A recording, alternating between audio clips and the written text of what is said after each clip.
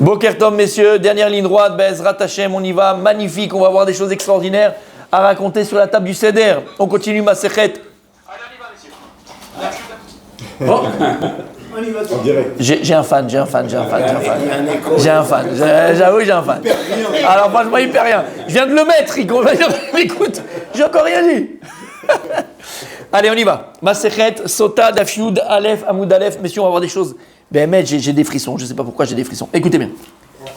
Donc, on a dit hier que par le mérite de nos femmes et des femmes juives en Égypte, hébreux en Égypte, alors on a été délivrés d'Égypte, bien sûr.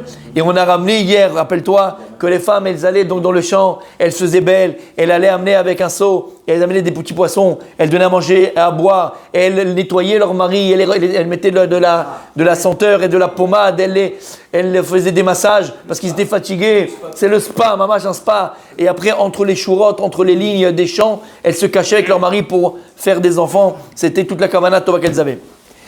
C'est la suite. וכיוון שמתעברות באות לבתיהן, הקדוש ברוך הוא faisait un nes, c'est qu'elles tombaient enceintes directement de cette relation qu'elles avaient avec leur mari. Alors elles rentraient chez elles à la maison.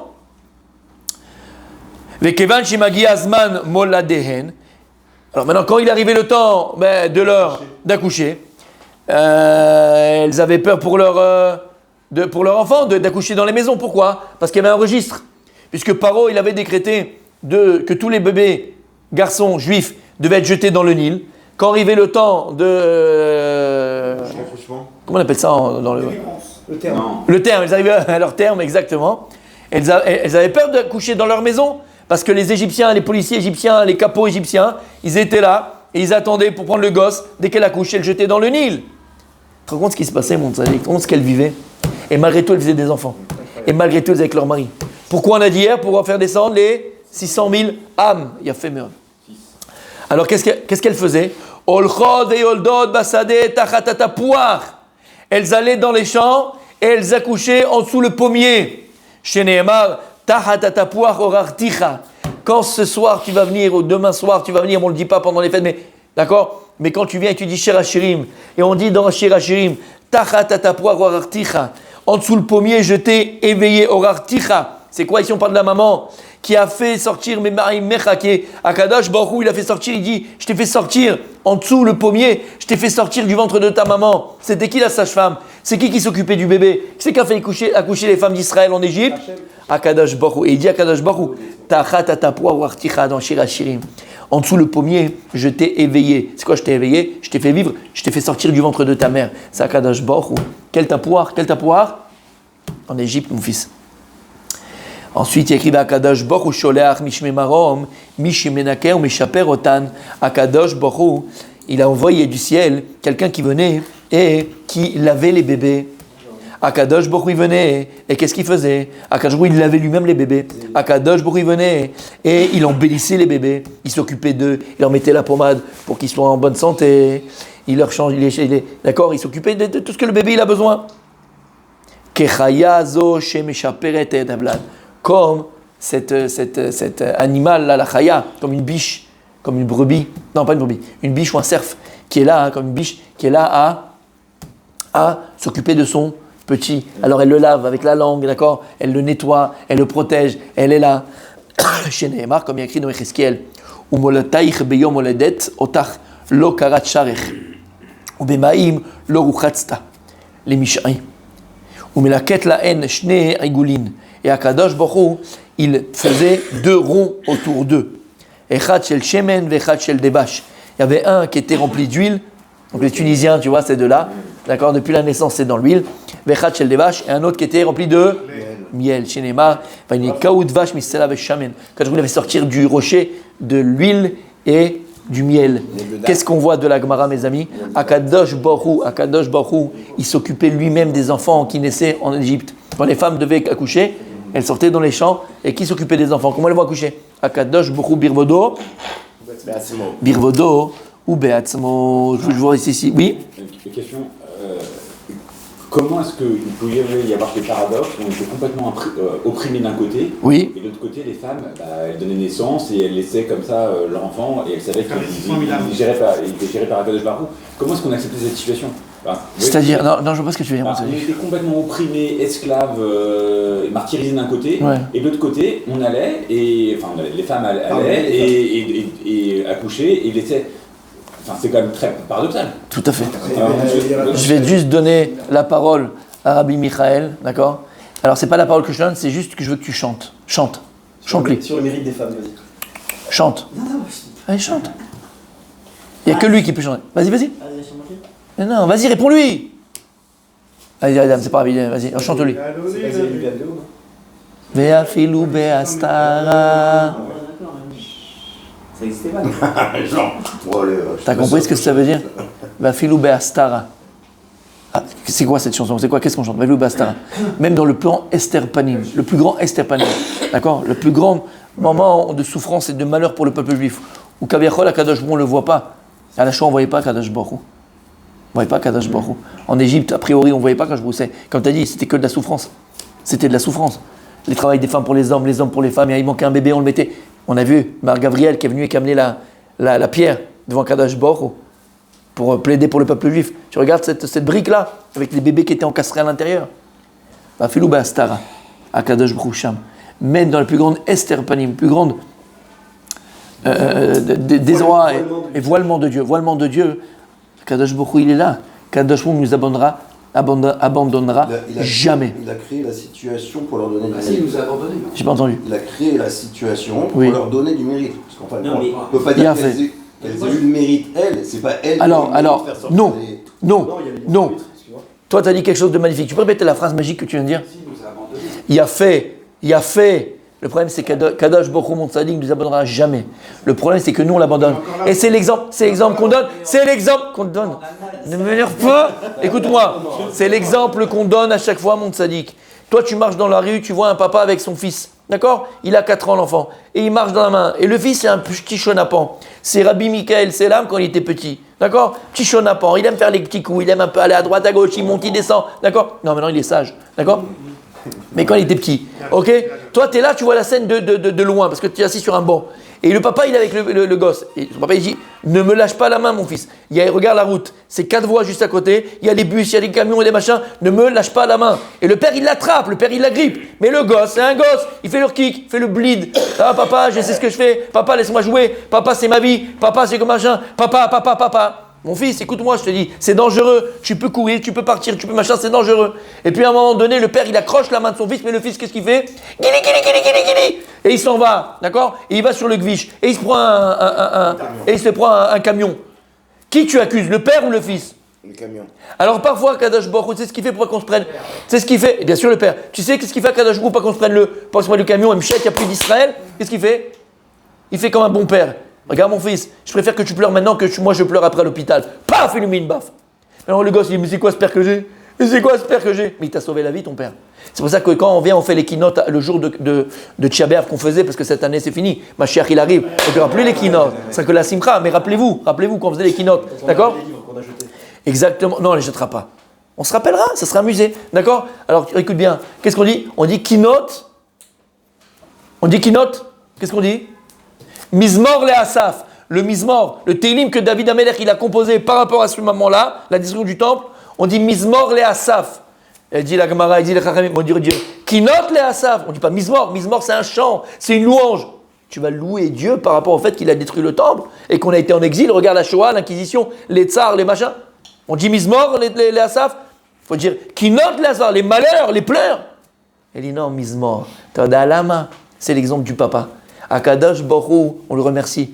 Parce qu'on était tellement tombé bas qu'on était arrivé à la fin d'Israël. C'était fini. Le Ham Israël, en tant que peuple, en tant que fils d'Hachem, il était terminé. Qu'est-ce qu'il a fait Akadosh Baruch Hu? Au lieu de détruire son peuple, il a été capable de détruire sa maison. Shamata, Mizmor le Asaf. Alors oui.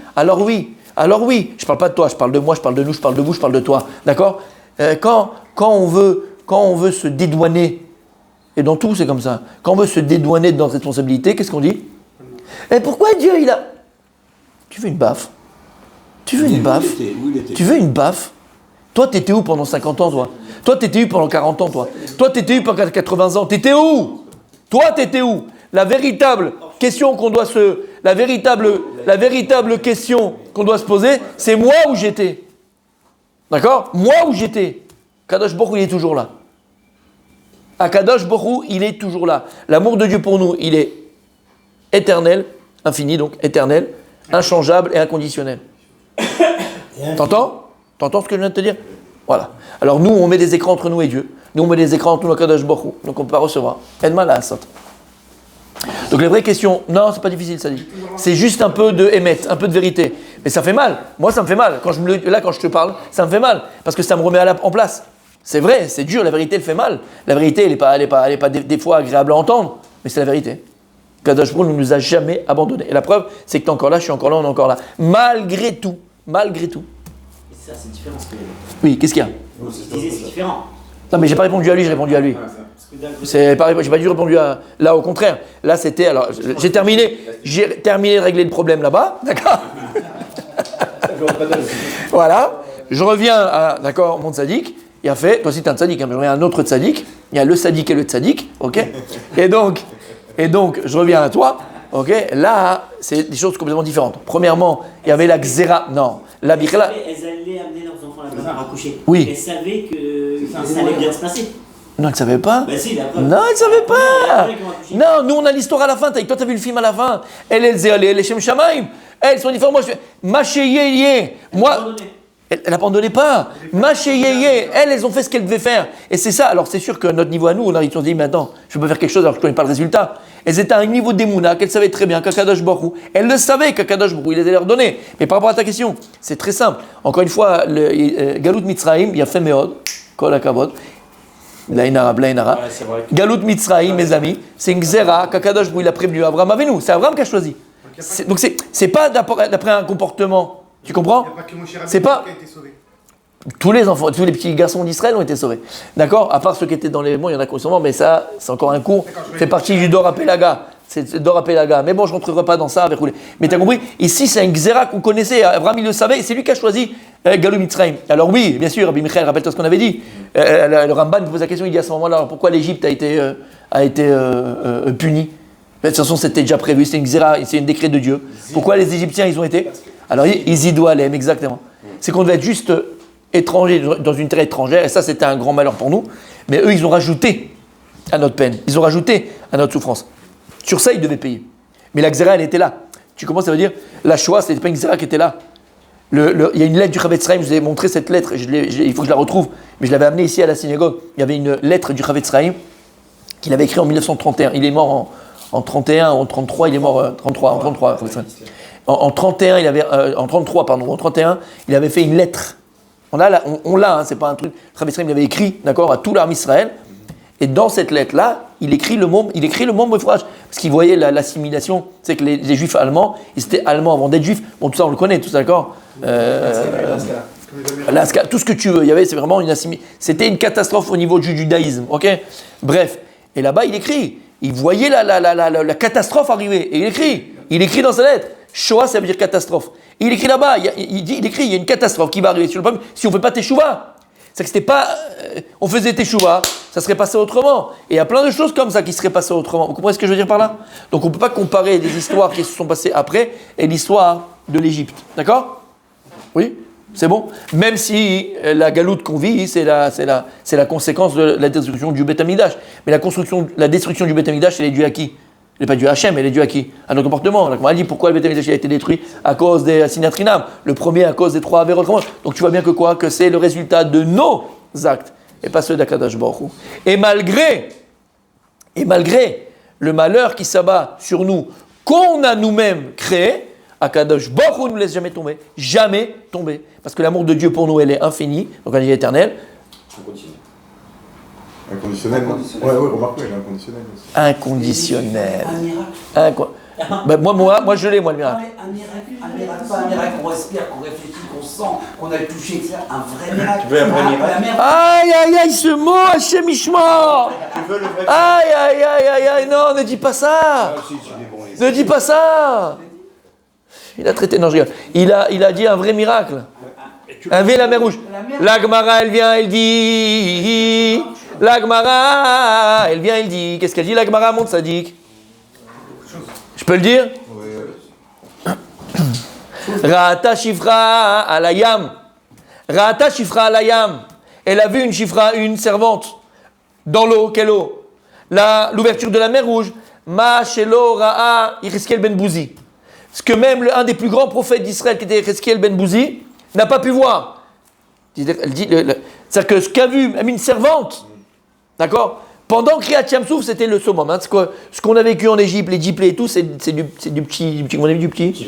C'est du petit lait à côté de ce qu'on a vu pendant Kriyat Yam-Souf. C'était quelque chose d'exceptionnel, d'accord? Et on peut même pas nous on le décrit un petit peu comme ça, mais on peut même pas le décrire, ok? Et on te dit, une servante à cette époque-là, on parle pas de quelqu'un Tamit Racham, quelqu'un qui était servante, elle a vu encore plus dans la prophétie qu'un des plus grands prophètes d'Israël, d'accord? C'est bon jusque-là? Il dit le Rav, Shmolevitch, on a son livre ici, Sichot Moussa.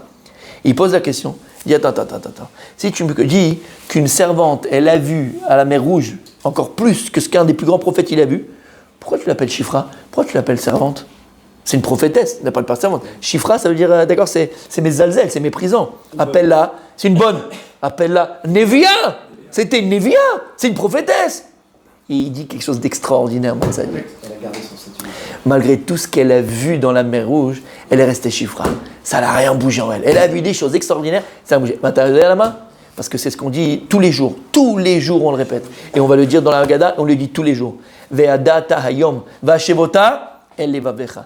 Et tu sauras aujourd'hui, et tu placeras ça dans ton cœur. Il y a des gens qui restent au niveau, tu as une belle araignée derrière toi. Il y a des gens qui restent juste au niveau intellectuel. Ve'adata, oui elle a vu. Oh. Mais entre ce qu'elle a vu et ce qu'elle a vécu, c'est terrible. Il y a un monde. Va'shevota el levavecha. Tu peux venir ici tous les matins étudier. Tu peux venir ici dire, on parlait de ça hier, il y a Féméod, ce qu'il a dit hier. Tu peux exactement venir étudier, faire de la Gemara, faire du chasse, faire de la chod, faire du midrash, faire du moussar, fais ce que tu veux. Mais tu viendras, tu seras un bon conférencier. Oui, bonjour mesdames, bonjour messieurs. Nous allons parler d'un grand philosophe. Une fois j'étais dans un endroit de synagogue. Je me suis retenu par politesse et par surtout... il était plus costaud que moi, mais donc voilà. C'est tout. La peur peut-être, voilà, c'est exactement, chercher la réplique, d'accord? Mais le gars, il est là, il fait un petit Dvar Torah, le gars, il se lève à la synagogue, il y a longtemps, bref, et il dit, voilà, aujourd'hui, je vais vous parler d'un des plus grands philosophes que le monde ait connu, le Rambam. Tu lui tords le cou, le mec. Tu lui tords, philosophe. Donc la Torah, ça peut être quoi? Ta Torah, elle peut être philosophique, elle reste dans la tête. C'est une Torah de Platon, de Pluto, de Mickey, de Mini. T'as compris ce que je dis? C'est une Torah. Non, là-bas, il n'y a pas de Torah. Je parle de gens qui font la Torah, je ne parle pas de gens qui font pas la Torah. Mais non, je te parle de gens qui sont dans la Torah, des gens qui ont une kippa, des gens qui font machin. Je ne parle pas de ceux qui ne connaissent pas. Je parle de gens qui doivent connaître, qui font Tmani, qui connaissent. Mais Rambam, c'est un philosophe. Le Ramchal, c'est un philosophe. Le Rav Dessler, je ne suis pas vraiment d'accord avec tout ce qu'il dit, tu vois. Hein? Qu'est-ce que tu parles, toi, de terre, qu'est-ce que dis, t'as pas compris. Il dit, mais qu'est-ce que tu parles? Donc la Torah, elle peut être que philosophique. Qu'est-ce qui manque? Il dit Rav Dessler, va chez Votel et va vecha. Tout ce savoir, toute cette connaissance, il faut l'installer dans le cœur. On a dit, c'est quoi le cœur? C'est quoi le cœur? C'est le Mekor Aretzonot chez Adam, il dit le Maral de Prague. C'est la source de toutes les volontés de l'homme. C'est-à-dire que cette connaissance-là, ça devient quelque chose de vécu dans ta réalité. Ça devient ta volonté. Et c'est ce qu'il disait hier, pour celui qui était là, il a fait méod, d'accord?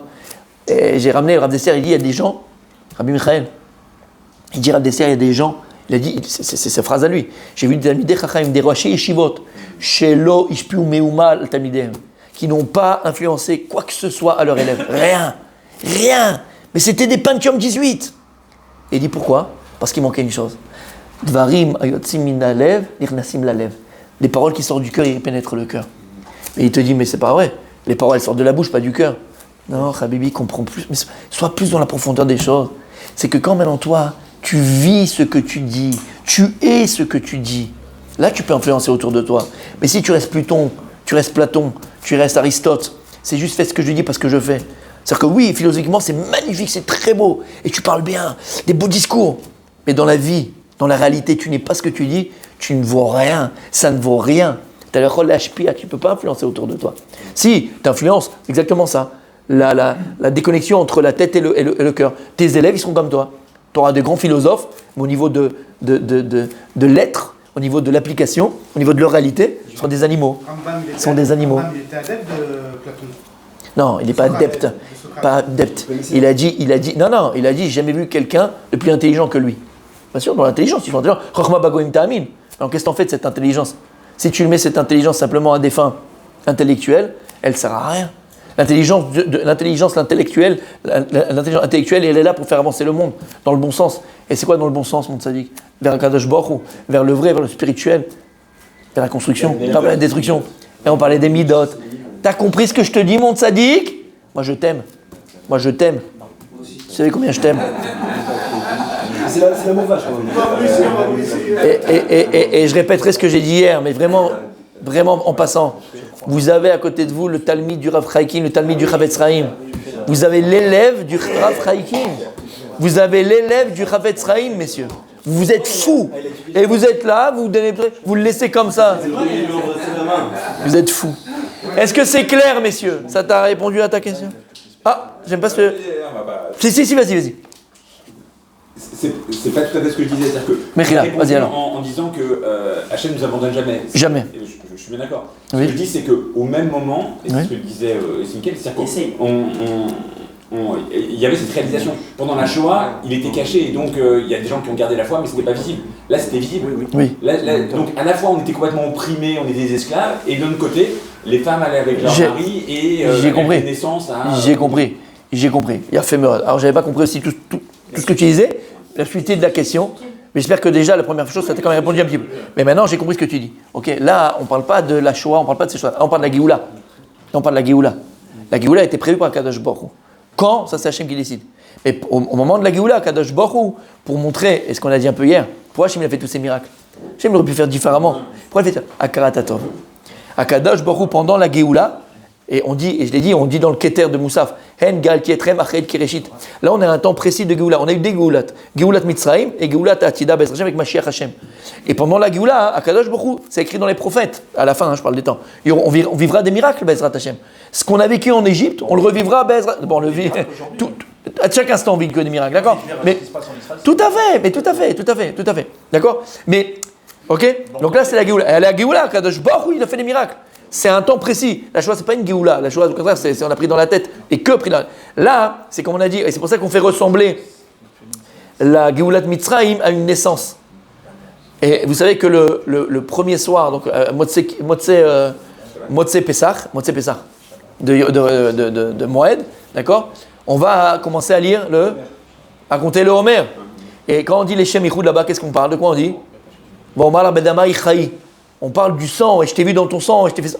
Lama, parce qu'on parle de la naissance du Ham Israël qui va sortir d'Égypte, comme un bébé qui sort du ventre de sa maman, qui est sale au départ, mais qui va sortir du ventre de sa maman. Là, c'est quelque chose de très spécial. On parle de Géoula, on parle de la délivrance qu'Akadosh Baruch Hu il avait prévu et qui a dit, et qui a promis. C'est une promesse que Dieu il a fait à qui? À Abraham, qu'on sortira avec Rechush Gadol. Et même là-bas, je les ferai sortir avec une grande main. Comme Hachem il a dit à la fin des temps, ben Zrat Hachem, il fera la guerre pour nous, et ainsi de suite, ainsi de suite. Donc là, ce sont des temps qui sont déjà précis et différents de... D'accord? T'as compris? C'est bon jusque-là? On continue? Magnifique. Vous aurez beaucoup de choses à dire pendant la fête de Pessah. Ok. Vekevan.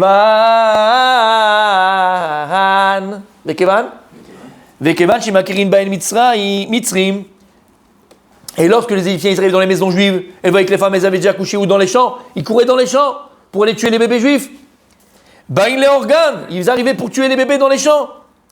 Venaasa la Emnes, Akadosh voulait faire encore un autre miracle. Venivlaïn Bakarka, la terre, elle aspirait les bébés. Il venait elle aspirait les bébés. Regarde ce qu'ils faisaient, ils marchaient mam vezicham. La haine qu'ils avaient des juifs. Umevein, Jvarim et Chorshin al Gaban. Ils amenaient des taureaux et des bœufs et ils labouraient pour atteindre les bébés qui étaient dans la terre. Chez Neymar, al Gabi Charshu Chorshim. Il dit évidemment, sur mon dos, ils ont labouré. On parle de quoi? En Égypte. Ils ont vu que les bébés... Ils voyaient. Alors ils viennent amener pour essayer de les atteindre. Les Achar chez Olchin. Après que les Égyptiens partaient, ils disaient bon, on perd notre temps, il n'y a rien à faire. Les Achar chez Olchin. Metzab Tzin.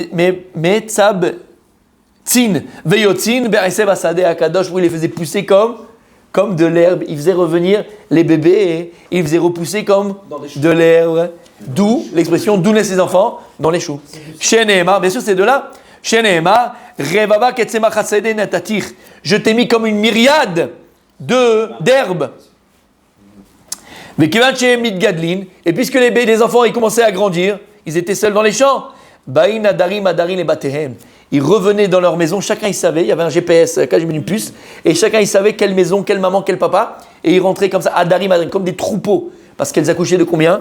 De 6, il y en a qui disent 60. 6 d'un coup, on dit sextuplé? Sextuplé? Bizarre, sextuplé. Bon, d'accord. D'accord, sextuplé. Bon, sextuplé. Hein, toi, c'est. Ah là là là là. D'accord. Et ils venaient à Darim, comme des troupeaux. Chez Neymar, Vatirbi, Vatigdeli, comme écrit dans le Basouk. Je t'ai multiplié, je t'ai fait grandir. Vatavoi, et tu es venu Baade Adaim. Altikre Baade Adaim, et là, Beadre Adarim. Ils venaient comme des troupeaux. Les Égyptiens devenaient fous, ils devenaient dingues. Ukshenigla Kadosh Baruch Alayam. Et là, messieurs, écoutez bien, je vis chez le Pessah. On a aussi le 7e jour de Pessah. Shirat Hayam, elle n'est plus la même pour toi, mon tzaddik. À partir d'aujourd'hui, petite kaven, arrête-toi 2 minutes. Et quand maintenant, Akadosh Brou, il a ouvert la mer, à Kriyat Yam-Souf, Ikriou Trila. Il a écrit qu'Akadosh Brou, alors qu'il a ouvert la mer, tous les cieux se sont ouverts. C'est Akadosh Brou, Bervdo Asmo, qui a ouvert la mer. Alors là, ils ont reconnu Dieu. Ils ont reconnu la Shekhina, ils ont reconnu Akadosh Brou. C'est Nehemar, Zeli Vanveu. C'est quoi Zéli? Zé, c'est quand tu montres avec le doigt. Zé, comment on dit en démonstratif? Comment on dit? Zéli, c'est mon Dieu, Vanveu, et je vais le glorifier, et je vais l'embellir. Zéli, Vanveu. Qui c'est qui a dit Zé Vanveu? C'est tous ces enfants qu'Akadosh Baruch Hu, il a fait accoucher, qui s'est occupé, qui l'a donné à manger, et qui l'a sauvé. Eux, ils ont connu Akadosh Baruch Hu, Zéli Vanveu. Toi, tu viens, tu me dis... Aïe, aïe, aïe, aïe, aïe, aïe, aïe, aïe, aïe, aïe, aïe, aïe. À chaque fois que tu viens, mon tzaddik, tu veux faire la shira maintenant, tu viens et t'es mitkaven. C'est pour vous pousser, c'est pour Mais je sais. Mais dis-moi, c'est l'élève du Rav Freikin. Ça, Rav Freikin, il pressait. Exactement, exactement. À chaque fois que tu vu la shira, je vais voir ton pouce, ton doigt, ton index. Et tu dis Zé, Keli Van Veu, parce que tu le vois tous les jours à Kadosh Baruch Hu. Si Dieu il a ouvert la mer, Dieu il avait ouvert la mer, tu serais resté comme une chifra. Ça n'a rien fait, elle est restée la même, parce qu'elle n'a pas réussi à intégrer ce qu'elle a vu. Mais tous les jours de ta vie, quand tu te lèves, tu as tes 2 yeux, tu as tes 2 oreilles. Comme il a dit, mon tzaddik, lorsque l'Avdil, Sarkozy était venu en Israël, il avait fait un discours à la Knesset. D'accord? Il a ouvert son discours, il a dit Israël, c'est le miracle du XXe siècle. Israël, c'est le miracle du XXe siècle. Mais lama, et tzaddik, tous les jours, il y a des gars qui se lèvent, des chiens qui se lèvent, de la pourriture qui se lève, tous les jours. Et ils dorment pas, ils dorment comme ça, ils se réveillent comme ça. Et de se dire, comment je vais pouvoir tuer du juif? Comment je vais pouvoir faire du mal aux juifs? Tous les jours. On est entouré d'1 milliard de musulmans, mon ami. 1 milliard, on est même pas 14 millions. C'est pas un miracle. Il y en a même qu'on fait un livre sur ça. Et c'est pas des juifs. Non, mon tzaddik. Il y a même qu'on fait un livre sur ça. Vous savez, il y a 3-4 ans, là, rappelle-moi le nom du livre. Il y a 6 ans, là 5 ans quand je suis arrivé. Il y a 5 ans, il y a des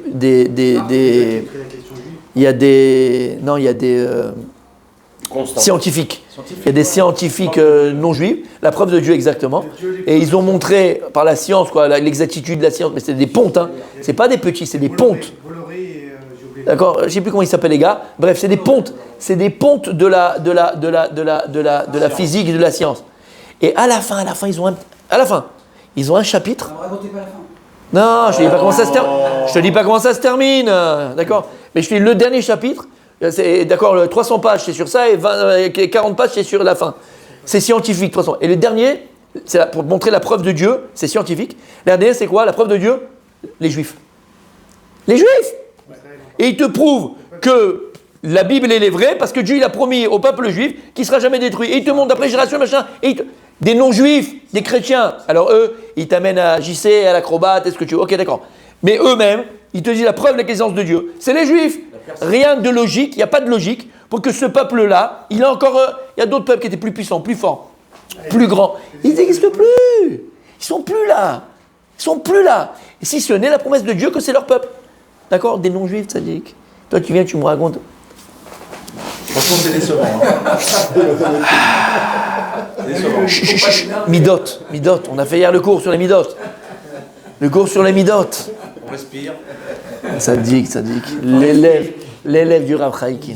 Vayomer Melech Mitzrayim Lami Aledot. C'est là, mon sadique, que tu m'as parlé la fois dernière quand tu n'étais pas là. Vayomer Melech Mitzrayim Lami Aledot Aivriot. Et il a dit, le roi d'Égypte, aux sages-femmes juives, Asher Shama Echad, Shifra Veshema Shin Poua. Le premier de son nom, c'était Shifra. La deuxième, c'était Poua. Et il a ordonné de tuer les garçons juifs. Et il leur a dit, si vous voyez que c'est un garçon, vous le tuez. Si c'est une fille, vous la laissez vivre. Rav Shmuel, toujours les mêmes. Un, il dit, Khadamar Isha Obita. Un, il dit, c'est qui Shifra ou Poua? La mienne et d'autres. Un, il dit, c'est Isha Obita. C'est une femme avec sa fille. Khadamar Kala Vechamota. Un, il dit, c'est la belle-fille et sa belle-mère. C'était qui ces femmes-là?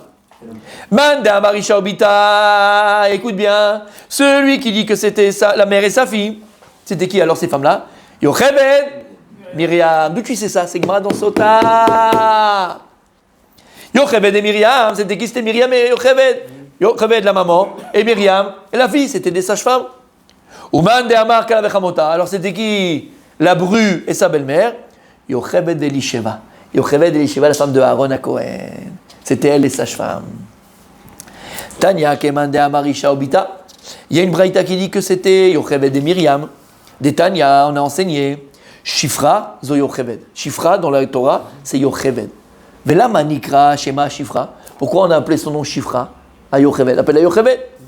Alors, rappelez-vous du cours qu'on a fait par rapport au nom et la force du nom, et que Paro a voulu changer le nom et mettre un nom égyptien pour amener la cruauté dans le cœur de Yocheved. Ok. Et ici, la Gemara ne dit pas ça. Vela manikra shema Shifra. Shimeshaper était tablade. Non seulement elle sauvait les bébés juifs, mais en plus elle s'occupait des bébés, des améliorés. D'abord, Acher, Shifra, une autre explication. Chez Parou et Rabou Israël Beyamea. C'est pour dire que soit Pira Verivia, c'est que se sont multipliés les béné Israël à son époque à elle, quand elle était elle, sage-femme. Poua, Myriam, c'est qui Poua? C'est Myriam. Vela manikra shema Poua. Pourquoi son nom elle s'appelait Poua? Shaita Poa. Parce qu'elle était Poa. C'est quoi hein? Elle jouait avec les bébés. Elle jouait avec eux. Elle les faisait rigoler, elle les faisait rire. Elle expliquait comme une métapellette. Pas seulement. Elle jouait avec eux. D'abord, après, l'explication pourquoi ça s'appelait Poa. Poa, Shaita Poa, Beruach HaKodesh. C'est quoi Poa? C'est Tzoraïket. Ça vient de crier. Elle, entre guillemets, l'esprit divin criait en elle. Et elle criait quand elle était petite, à la maison, quand sa maman elle était enceinte. Elle savait que sa maman elle était enceinte. De qui? Moshe. Mais c'est qui le papa? Ça c'est de l'inceste. De Amram. C'était qui Amram? Le Gdolador. Et comment c'est possible qu'elle était enceinte de Moshe Rabbeinu? Parce que Amram, il a dit, écoutez, si maintenant ils ont décrété de tuer tous les vieux garçons juifs dans le Nil, je divorce. Une fois, elle est rentrée comme ça de l'école, Myriam, elle avait 4 ans, 5 ans, 4 ans. D'accord? Et elle regarde, il y a la queue au Beddin. Bah, moi, j'ai la queue au Beddin. Elle a eu peur. Non, elle a eu peur. Elle a dit, son père, il a eu un malaise, quelque chose. Elle rentre dans le Beddin. Il dit, qu'est-ce qui se passe? Il dit, ah, je sais pas, on divorce. Hein? Pourquoi? Mais on fait comme ton père. Le Gdolador, il a divorcé parce que c'est quoi sert d'amener les enfants au monde si on va les tuer? Donc on divorce tous. Elle rentre au milieu de la salle. Elle dit, papa, il faut que je te parle. Chérie, je suis en train de travailler, qu'est-ce que tu me fais? Papa, il faut que je te parle. Devant tout le monde. Papa, t'es encore plus cruel que Paro. Paro, il a décrit que sur les garçons, toi tu regardes sur les garçons et sur les filles. Imagine maintenant, ton fils, pour moins que ça, notre fils dit quelque chose, il va dans ta chambre. Quand les enfants ils disent des vérités, ça fout les boules. Parce qu'ils nous disent souvent des vérités, les enfants. T'as envie de nous mettre une claque. Amram, il peut lui dire, mais dis-moi comment tu parles à ton père?